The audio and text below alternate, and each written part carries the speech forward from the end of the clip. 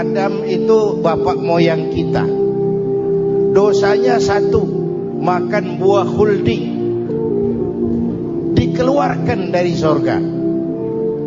Kita dosanya banyak, kepengen masuk, nggak nyambung. Hai Adam, dari tidak ada kamu saya adakan. Saya perintahkan tinggal di surga. Merasa sepi sendirian, saya ciptakan Siti Hawa supaya kamu tenang. Kamu boleh nikmati semuanya. Ini boleh, itu boleh, ini boleh, itu boleh. Makan, makanlah yang kau mau. Minum, minumlah yang kau suka. Pakai, pakailah yang kau senang.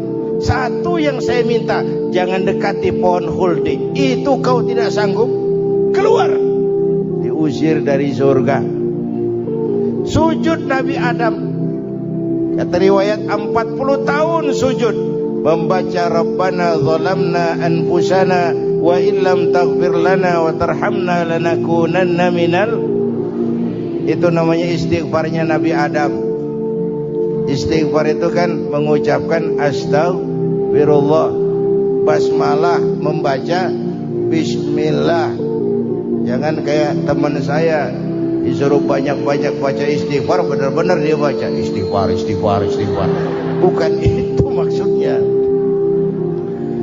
Nah, maka salah satu amalan yang sangat dianjurkan di bulan Muharram ini memperbanyak istighfar. Tidak ada orangnya yang tidak. Ayo jujur, ini yang kumpul di sini semua, ada nggak yang nggak punya dosa? Yang merasa nggak punya dosa, ayo ke depan. Ada? Tidak ada. Setiap kita, entah kecil entah besar, sengaja terlupa, pasti mempunyai yang namanya khilaf dan salah. Dan Allah Tuhan kita bukan Tuhan pendendam. Allah Tuhan kita Tuhan yang ramah dan rahmah. Hai manusia, dosamu banyak, tapi ampunanku lebih banyak. Salahmu besar, rahmatku jauh lebih besar. Kau sujud di hadapanku, aku bangga melihatnya. Kau menangis di hadapanku, aku senyum melihatmu. Kau berjalan menujuku, aku berlari menyambutmu. Karena itu amalan yang sangat dianjurkan di bulan Muharram ini memperbanyak istighfar. Itu kalau istighfarnya Nabi Adam. Ada istighfarnya Nabi Yunus. Ibu kenal Nabi Yunus? Di mana kenalannya? So tahu. Nabi Yunus itu ketika berdakwah kepada kaumnya yang bandel, memberikan peringatan, kalau kalian tidak mau beriman akan turun azab. Kapan Yunus? Akan. Kenapa mesti akan? Sekarang aja kalau mau saya tungguin. Kurang ajar betul ini umat. Akhirnya Nabi Nuh menghindar dengan perhitungan, kalau azab tidak turun saya sudah jauh. Meragukan janji Tuhan. Lalu naik kapal, dinaiki oleh Yunus, kapal mogok. Dicari siapa biang keroknya ini. Diundi, ternyata Yunus. Sampai 3 kali diundi. Dibuanglah Yunus ke dasar laut. Ditelan oleh ikan nun atas perintah Allah. Telan itu Yunus, jangan pakai dikunyah, rusak urusan. Telan saja, simpan di perutmu. Dibawa oleh ikan nun ke dasar lautan. Itu yang oleh Quran dikatakan bertemulah 3 macam kegelapan. Zulumatun salas. Gelapnya tengah malam, gelapnya di dasar laut, gelapnya di dalam perut ikan. Itu namanya peteng. Mbahnya gelap. Di perut ikan itulah Nabi Nuh sadar akan kesalahannya, meragukan janji Allah, meragukan janji Allah. Ia sujud di dalam perut ikan itu, membaca la ilaha illa anta subhanaka inni kuntu. Itu istighfarnya Nabi Yunus. Dibacakan istighfar begitu, ikan sakit perut pak. Di dasar laut kemana mau cari apotik? Dia naik ke permukaan, memuntahkan isi perutnya. Nabi Yunus keluar dengan selamat. Itu pun terjadi pada hari ke-10 bulan Muharram. Istighfar intinya itu. Itu amalan utama bulan Muharram, memperbanyak istighfar. Allah selamatkan Nabi Nuh dari bahtera banjir yang luar biasa, 10 Muharram. Allah selamatkan Nabi Ibrahim dari pembakaran Raja Namrus, 10 Muharram. Setelah Nabi Ibrahim itu menghancurkan berhala-berhala, Abrahat pulang mau ibadah, lihat Tuhannya berantakan, marah besar. Siapa yang menghancurkan Tuhan-Tuhan kita ini? Ada yang lapor, kami lihat Ibrahim. Tangkap. Belum ada bukti, tangkap dulu yang penting. Bukti belakangan. Tangkap. Wah, dikerahkanlah aparat.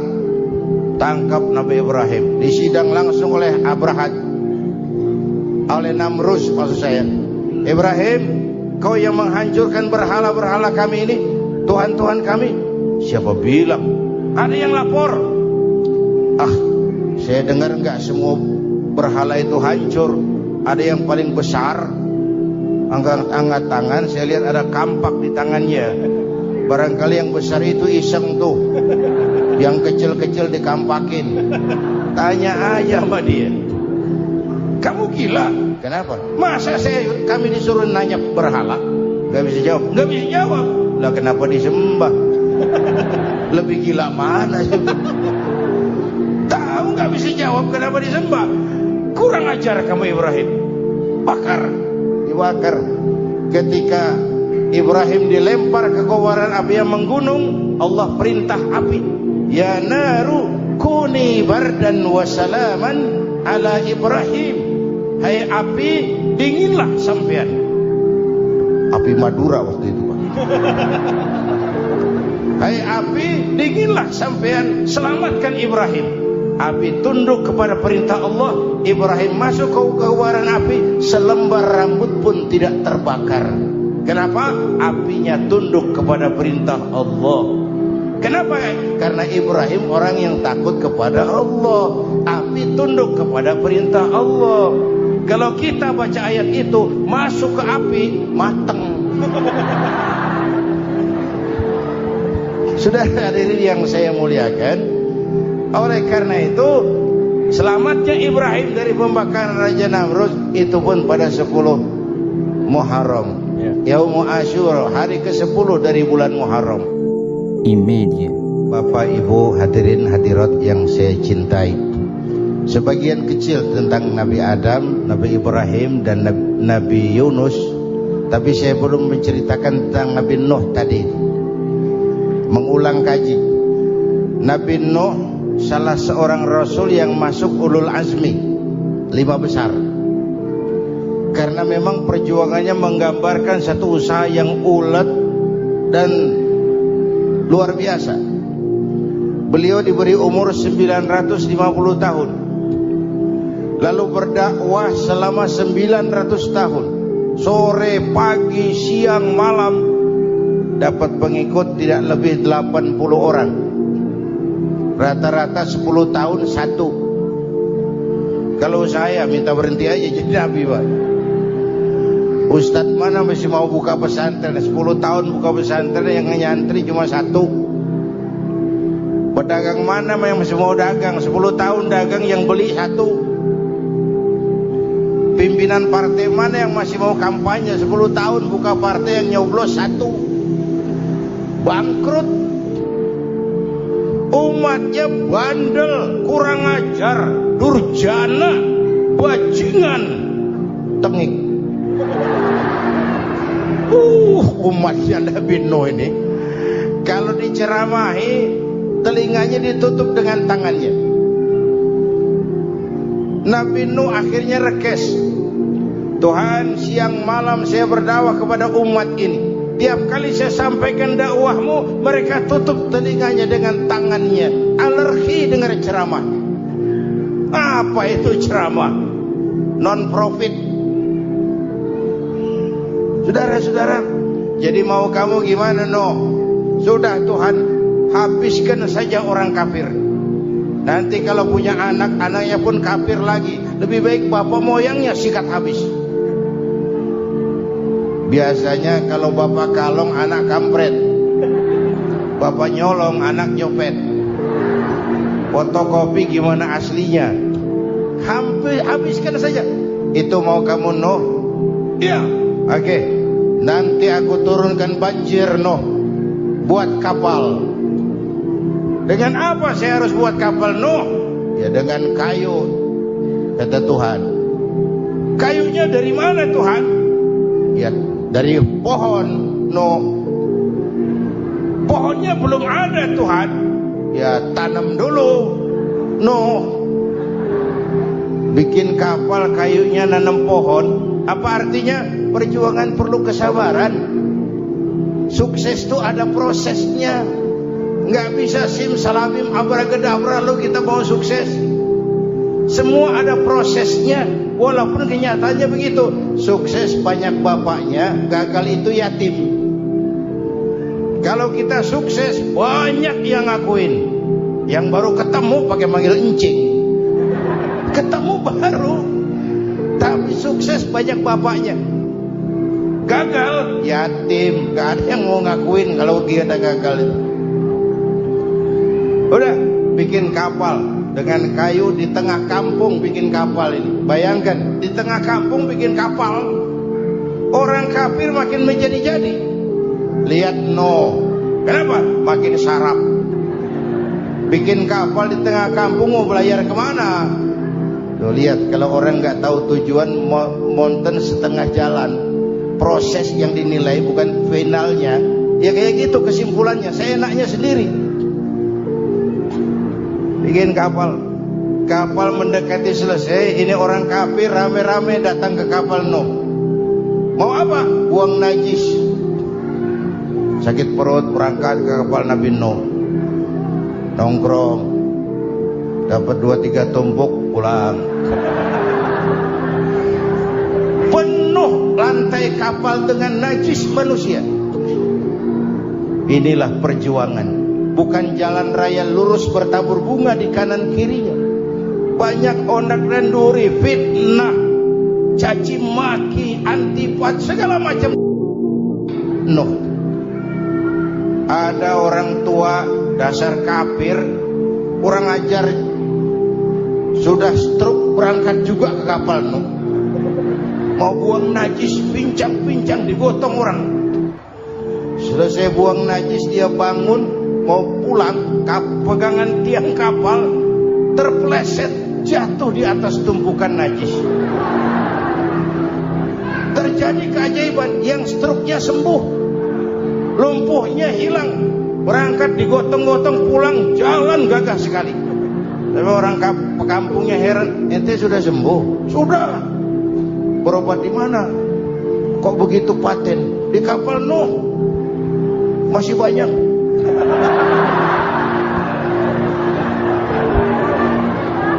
Yang berasa perlu obat bawa rantang. Ambil bersih lagi geladak kapal itu. Sudah selesai Nuh? Selesai.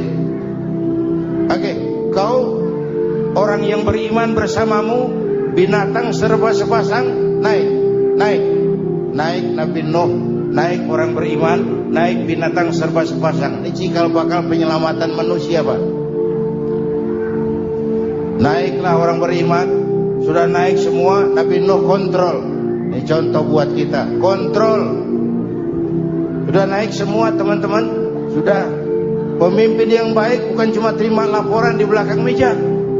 Laporan itu yang mana juga bagus. Sama juga kampanye yang mana juga merdu. Kalau aja yang dihitung. Pernah ada calon bupati kampanye janji, kalau saya berhasil kita akan banyak bangun jembatan di daerah kita. Rakyat tanya, Pak, nggak ada sungai di kampung kita, Pak. Dia bilang sungainya kita bangun sekalian. Berkadung janji, mana pula orang mau bangun sungai ini. Saudara-saudara, kontrol. Jangan cuma tunggu laporan di belakang meja, semua laporan bagus. Ya Bu?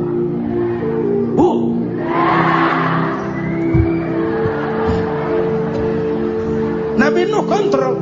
Sudah naik semua. Sudah Nuh. Bulan bin bulan naik Nuh. Paimin bintu Kijo. Naik, kami lihat naik. Ada orang Jawa juga Kiai? Ada. Sudah kontrol, Kanan anak saya ikut nggak naik kapal? Kami tidak lihat itu no. Kanan. Ini potret. Bapaknya aktif ke masjid, ibunya rajin ke majelis ta'lim, anaknya keleleran kemana-mana. Bukan di sini, di Prancis. Oh, di sini insya Allah sama.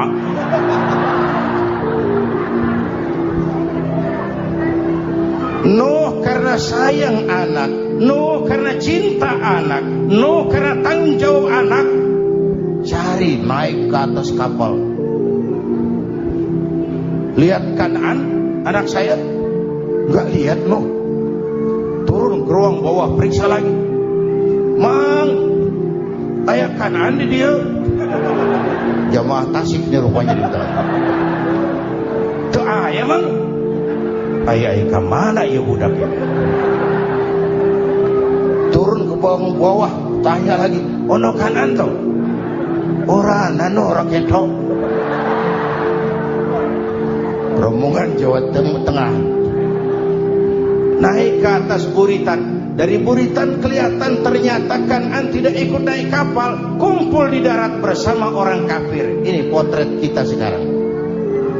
Kumpul sama orang kafir, hanyut anak-anak kita, ditelan budayanya orang kafir, ditelan tradisinya orang kafir, ditelan pergaulannya orang kafir. Nuh karena sayang anak dari atas manggil. Dalam Quran dijelaskan itu. Karena Nabi Nuh di atas, Kanan di bawah, teriak, ya bunayyar kam ma'ana. Begitu dalam Quran ayatnya. Coba ini pakai gaya memanggil supaya kelihatan ke gambar, kira-kira Nuh manggilnya begitu. Ini namanya gaya dakwah, Pak. Kalau ceritanya datar nggak menarik. Maka Nuh memanggil Kanan, ya bunayyar kam ma'ana. Kata yang dengar, ini gaya orang manggil, ya bunayyar kam ma'ana. Kanan kesini nak, naik kapal sama papi. Kata Kanan di bawah itu, nggak mau papi, John di sini saja. Kata Nuh, jangan nak, Allah sedang murka, akan turun banjir. Kalau datang banjir papi, sa'awi ila jabalin ya'simuni minal ma'. Saya akan naik ke gunung tinggi yang bisa menyelamatkan saya dari banjir. Kanan naik ke gunung, gunung dihantam banjir, Kanan mati. Sampai sekarang. Yang kelima, Nabi Musa, kisah Muharramnya ini. Lahir dalam kondisi yang sulit. Karena Fir'aun mimpi akan lahir seorang anak dari keturunan Bani Israel yang akan menghancurkan kerajaannya. Kata Fir'aun, sudah lahir belum anaknya? Belum. Kalau gitu mulai malam ini laki-laki dilarang bergaul sama istrinya. Semua perempuan hamil di bawah pengawasan negara. Mulai hari ini kalau lahir anak laki-laki terutama Bani Israel, penggal. Satpol PP disiapkan. Udah ada kayaknya. Ada.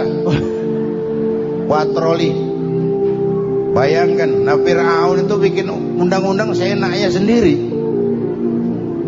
Apalagi merasa kekuasaannya dalam ancaman. Penguasa manapun kalau merasa dalam ancaman, panik. Padahal kekuasaan itu kayak harimau. Makin lama ditaiki, makin sulit turun. Kenapa? Karena macannya makin lapar.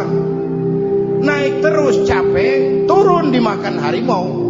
Serba sulit. Saudara-saudara, kalau kita mau belajar dari Pak Harto, saya melihat kekurangan Pak Harto cuma satu, terlambat berhenti.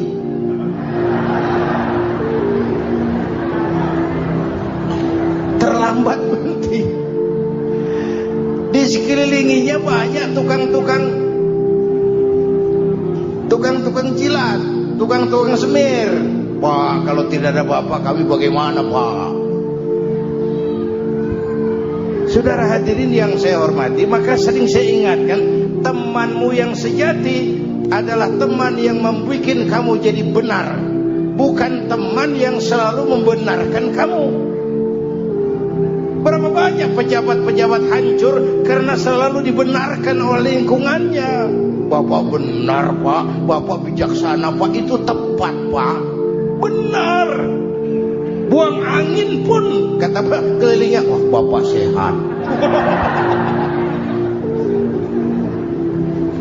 Temanmu yang sejati, teman yang bikin kamu jadi benar, bukan teman yang selalu membenarkan kamu.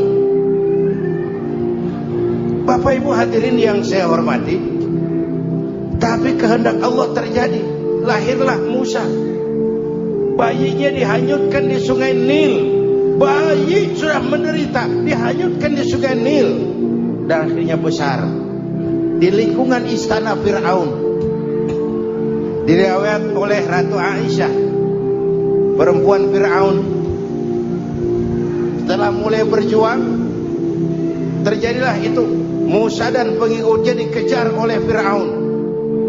Sampai di tepi laut, Allah wahyukan Musa, lempar tongkatmu ke laut. Dalam kondisi darurat, mukjizat tiada jalan. Kondisi darurat. Kalau tidak, mukjizat itu maunya Allah, bukan maunya Nabi. Nabi nggak kuasa, Allah yang mau. Tapi hidup Nabi bukan mukjizat, manusiawi. Tidak mentang-mentang ada mukjizat tongkat, tiap sulit main tongkat. Nggak usah berjuang kalau begitu. Itu darurat menyelamatkan umat. Tongkat dilempar ke laut, laut terbelah. Laut terbelah. Itu secara visualnya bisa kita lihat dalam film The Ten Commandment. Udah nonton belum? Urusan nonton kalah sama Ustadz gimana sih? Ten Commandment, 10 firman Tuhan. Tekniknya bagus loh. Bagaimana laut terbelah. Musa lewat, Fir'aun mengejar. Musa sampai di ujung sana, Fir'aun masih di sama tengah perjalanan. Laut nutup kembali. Laut menutup kembali, Fir'aun tenggelam, cengap-cengap di lautan. Begitu nafas sampai di tenggorokan, Fir'aun sambil cengap-cengap itu, amantu bi Rabbi Musa wa Harun. Duh, kalau begini mah saya juga percaya sama Tuhannya Musa. Padahal kamu mau jengkel, goblok loh. Terlambat sekarang. Tenggelamin terus, modar. Musa selamat, Fir'aun mati. Jenazahnya, jasadnya terdampar di pinggir laut. Beberapa waktu kemudian ditemukan orang, dimumi, dibalsem, diawetkan. Itu sesuai janji Quran. Wa kadzalika nunajjika bi badanika litakuna liman khalfaka ayah. Kami selamatkan badan kamu agar jadi pelajaran bagi orang-orang sesudah kamu nanti. Janji Quran tepat. Janji itu 14 abad yang lalu. Jasad Fir'aun ditemukan, dimumi, diawetkan, dibalsem di bawah nama Farao Ramses II. Sekarang tersimpan di Museum Negara di Mesir. Kapan-kapan nanti ibu main ke Mesir, mampir. Naik ojek paling berapa itu? Oh, orangnya tinggi, hidungnya mancung. Pokoknya pantaslah jadi Fir'aun. Selamatnya Musa di kejaran Fir'aun di ujung sana itu terjadi pada hari ke-10 bulan Muharram, yang oleh orang Nasrani diperingati dengan Hari Raya Paskah. Mereka melaksanakan puasa, mensyukuri nikmat keselamatan dari kejaran Fir'aun. Makanya kalau kita ikut puasa di bulan Muharram, bukan mengikuti syariatnya Nasrani, salah. Karena Nabi mengajarkan, itu sumbernya, bukan ikutan sama ibadahnya Israel. Tapi memang agama ini kan merupakan mata rantai. Datang Rasul baru melengkapi Rasul sebelumnya, datang Rasul baru melengkapi Rasul sebelumnya. Mata rantai yang berkaitan. Setelah Muhammad selesai, selesailah tugas Nabi dan Rasul. Selesailah misi Nabi dan Rasul. Tidak ada Nabi lagi sesudah Nabi Muhammad. Itu harga mati, titik. Gak ada kompromi. Siapapun sekarang ini ngata datang ngaku jadi Nabi, wajib tidak percaya. Wajib tidak percaya. Tapi kaitannya memang kita bilang Nasrani, orang bahasa Arab, bahasa Ibraninya Nazaret, Nasiroh, Nazaret. Itu beda apa dialek. Kita Daud, dia David.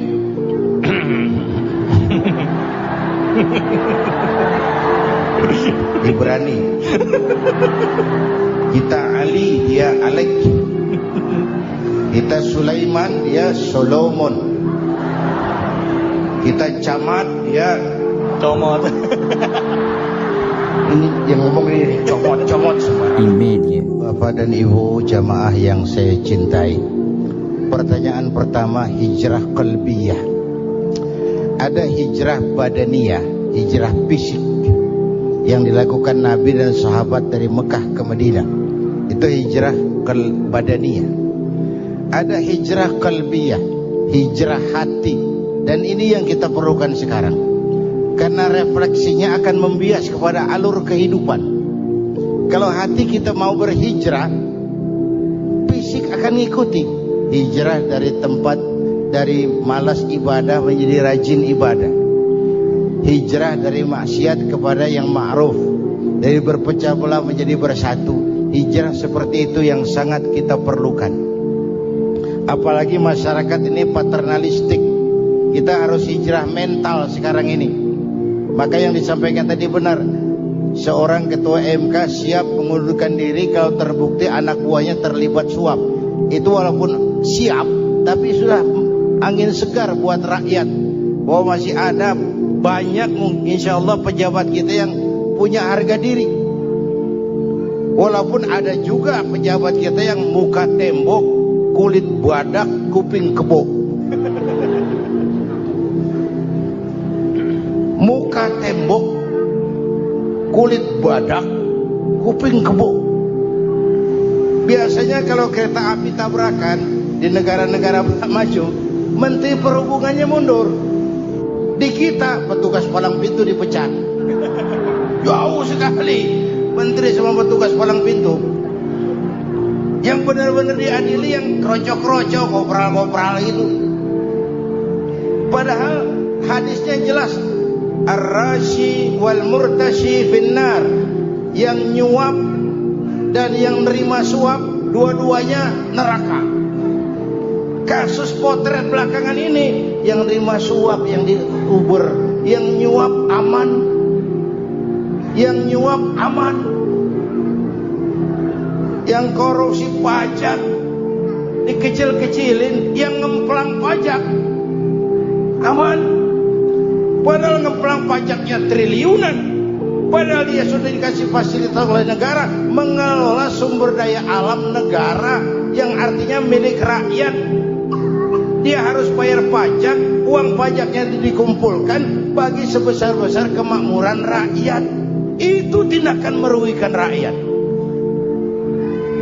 Karena itu betul, saya setuju, hijrah qalbi yang perlu kita lakukan sekarang. Hijrah hati. Kita ini bangsa Indonesia, seperti timnas. Timnas sekarang anak-anak muda sudah berani pakai baju PSSI. Iya. Kenapa? Menang. Coba kalau kalah terus, tahu nanti. Menang. Tapi bangsa Indonesia itu memang seperti timnas. Namanya kesebelasan. 11 orang. Walaupun ada pemain bintang, ya ada presiden, gubernur, menteri, itu bintang-bintang. Tapi bintang baru ada artinya kalau dibantu 10 pemain yang lain. Cristiano Ronaldo, siapa itu? Penyerang tengah Real Madrid, bintang. Lionel Messi. Siapa lagi? Barcelona. Bercelana.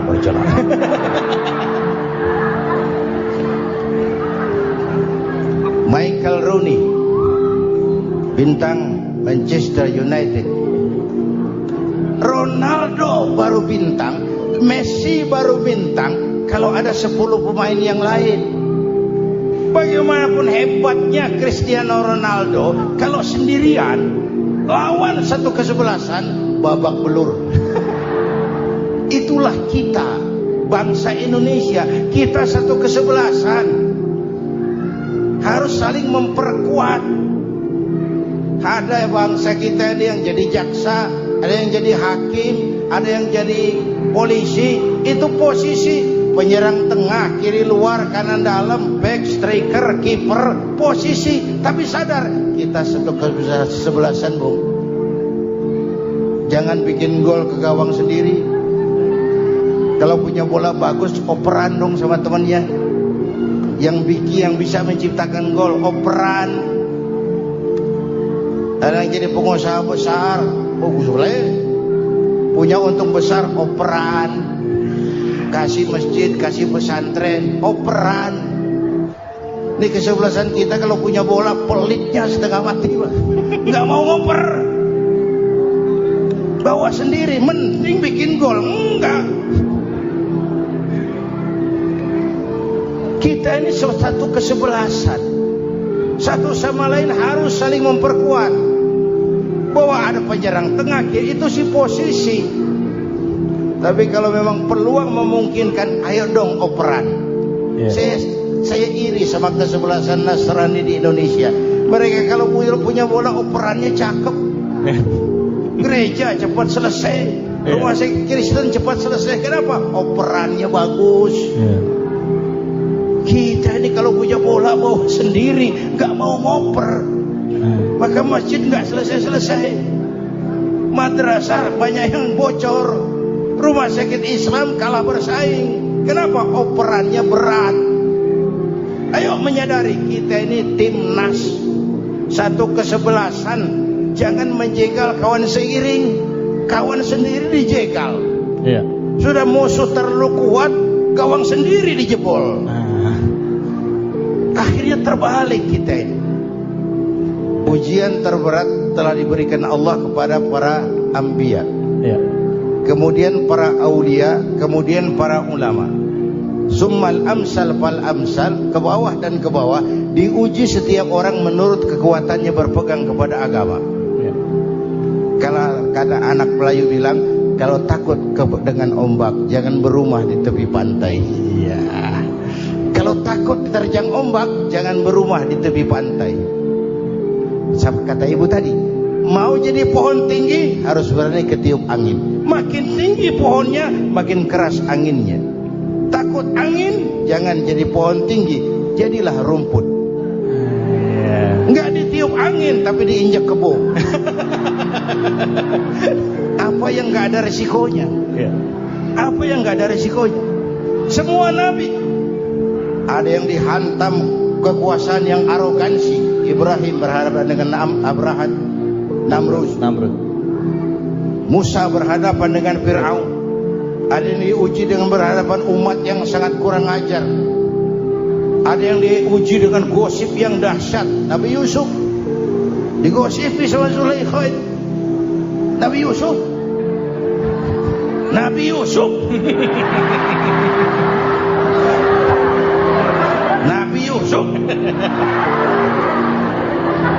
Yang namanya gosip itu kan menyebarkan keburukan orang. Kalau benar saja hukumnya ghibah. Kalau salah hukumnya fitnah. Fitnah lebih bahaya dari pembunuhan. Benarnya ghibah, salahnya fitnah. Saudara hadirin yang saya hormati, jadi resiko itu biasa. Tidak ada yang tanpa resiko. Kalau takut ombak, jangan berumah di tepi pantai. Tinggal bagaimana kita menyikapinya. Kalau kita dewasa, ini bagian ibadah saya kurang. Mungkin karena diomongin orang, tambah pahala saya. Mungkin karena diomongin orang, tambah pahala saya. Maka saya ngadepi gosip sepatah pun saya nggak ngomong. Saya cicing wae cicing. Saya percaya masyarakat tuh punya filter. Amin.